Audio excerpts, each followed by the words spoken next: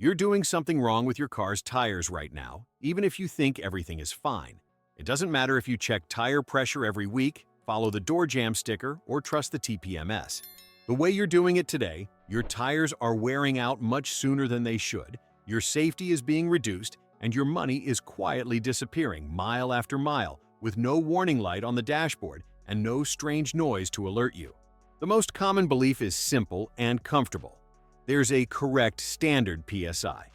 You just look at the door sticker, put that number in all 4 tires, and that's it. Or you trust that the TPMS will warn you if something is wrong. That idea sounds logical, official, and safe. The problem is that it doesn't work in real-world daily use. It was created for generic scenarios, average conditions, and wide safety margins, not for how you actually use your car every day. The door sticker doesn't know how many people you usually carry, how much weight you put in the trunk, whether you sit in heavy traffic, drive on rough pavement, spend hours with the car hot, or mostly take short trips with the tires always cold. The TPMS wasn't designed to protect tire lifespan either. It only warns you when pressure is far below the minimum safety level. When it beeps, the wear started a long time ago.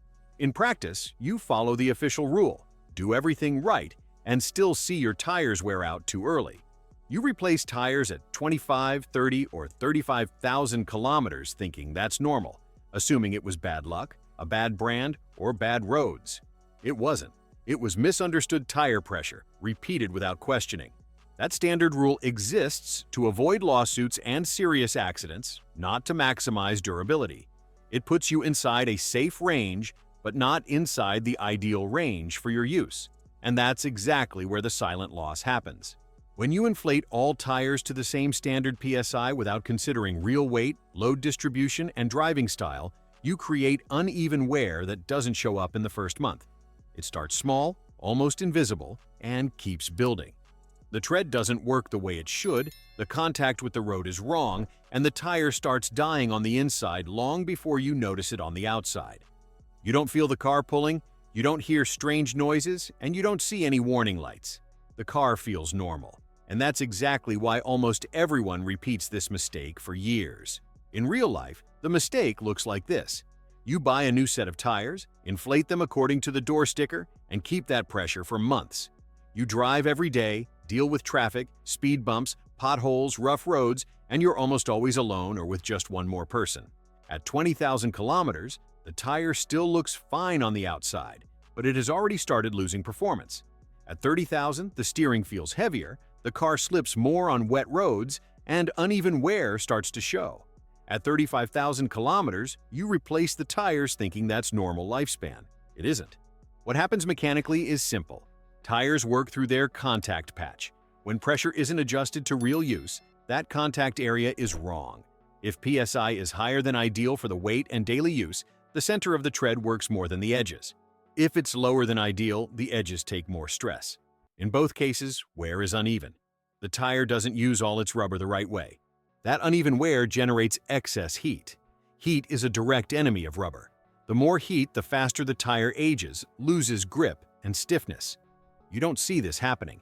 No cracks at first, no bubbles. The tire just gets harder, loses traction, and wears out early. On top of that, wrong pressure increases rolling resistance. That means the car has to work harder to move. More effort means more fuel consumption. You pay more at the pump without realizing the problem isn't the engine or the fuel. It's how the tire is working on the road. The TPMS doesn't protect you from this.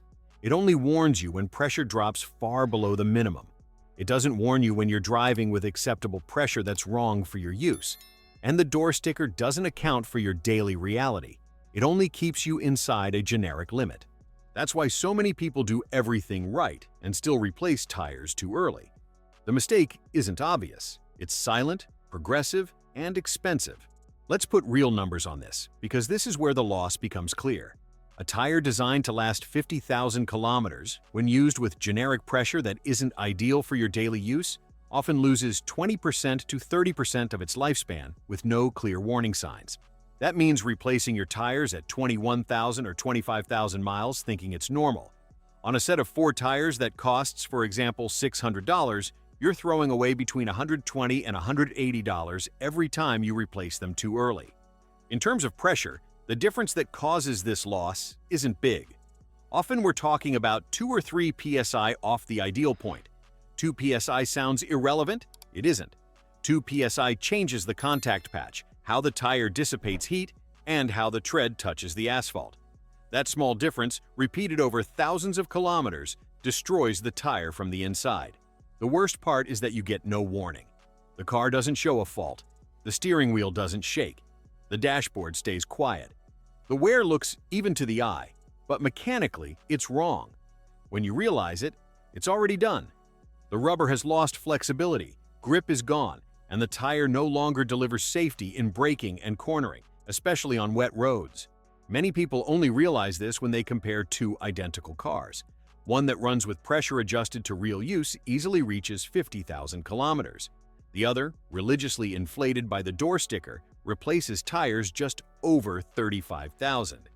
The difference isn't the tire brand or an alignment done once a year. It's the pressure used every single day. This silent damage also affects suspension, steering, and fuel consumption. With wrong pressure, the car transfers more impact to shocks, bushings, and joints.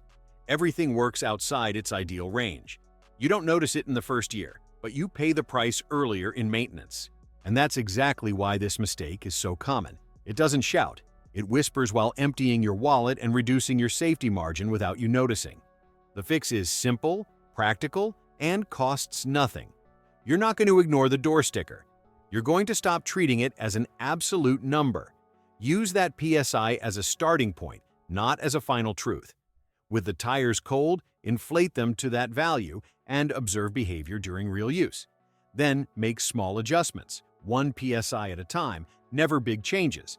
If you usually drive alone, without cargo in the trunk, in urban traffic, and on rough pavement, the tire generally works better with pressure slightly below the maximum value on the sticker, never below the minimum safe level. That small difference increases the contact area, reduces excess heat in the center of the tread, and improves even wear. Drive for 1 or 2 weeks and observe. More predictable steering, better braking, and less harshness are clear signs. If you frequently drive on the highway, spend more time with the car hot, and maintain steady speeds, the adjustment may be different. Pressure naturally rises with heat. That's why fine-tuning must always be done with cold tires and evaluated in real use, not in theory. The goal isn't extreme comfort or maximum stiffness, it's balance. There are clear limits. If you're carrying heavy loads, traveling with a full car, or towing something, pressure must increase according to the manufacturer's recommendation. If you drive a sports car with low-profile tires, the adjustment range is smaller and should be more conservative. In harsh winters or sudden temperature changes, pressure varies more and needs frequent checks. Outside these scenarios, small, conscious corrections are safe and beneficial. When you get the pressure right for your real use, the benefits are immediate. The tire wears its rubber evenly, dissipates heat better, and delivers more grip. Lifespan increases, the car becomes more predictable, and fuel consumption tends to drop. You're not performing a miracle. You're simply letting the tire work the way it was designed to. If you're replacing tires too early, don't blame the brand, the road, or alignment first. Look at the most repeated and least questioned habit you have with your car. Think about whether you inflate by habit or by real observation.